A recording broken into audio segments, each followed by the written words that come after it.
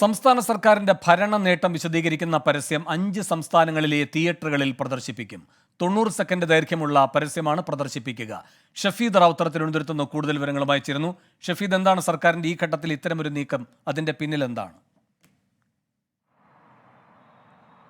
വേണു, നമുക്കറിയാവുന്ന പോലെ തന്നെ സംസ്ഥാന സർക്കാരിൻ്റെ, അതായത് സർക്കാരിൻ്റെ വികസന നേട്ടമടക്കമുള്ള കാര്യങ്ങൾ ഉൾപ്പെടുത്തിക്കൊണ്ടുള്ള പരസ്യം നിലവിൽ കേരളത്തിലെ തിയേറ്ററുകളിലുണ്ട്. മാത്രമല്ല മറ്റ് പരസ്യ രീതികളും സർക്കാർ അവലംബിക്കുന്നുണ്ട്. ഇതിന് പുറമെയാണ് ഇപ്പോൾ മറ്റു സംസ്ഥാനങ്ങളിലേക്ക് കൂടി ഈ സർക്കാരിൻ്റെ പരസ്യം അത് പ്രദർശിപ്പിക്കാനുള്ള നീക്കം. 5 സംസ്ഥാനങ്ങളിലെ തിയേറ്ററുകളിൽ പിണറായി സർക്കാരിൻ്റെ പരസ്യം പ്രദർശിപ്പിക്കാനുള്ള ഉത്തരവാണ് ഇപ്പോൾ പുറത്തിറക്കിയിട്ടുള്ളത്.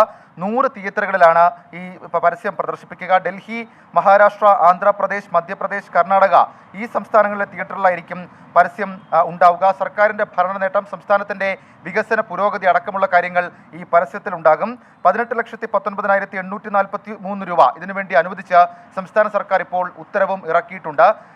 സംസ്ഥാനത്തെ സാമ്പത്തിക ബാധ അടക്കമുള്ള കാര്യങ്ങൾ പ്രതിപക്ഷം വലിയ രീതിയിൽ ഉയർത്തുന്നതിനിടെ കൂടിയാണ് സംസ്ഥാന സർക്കാരിൻ്റെ ഈ നീക്കം. ഇതിനെതിരെ പ്രതിപക്ഷത്തിന് ചില വിമർശനങ്ങളുമുണ്ട്. വേണു.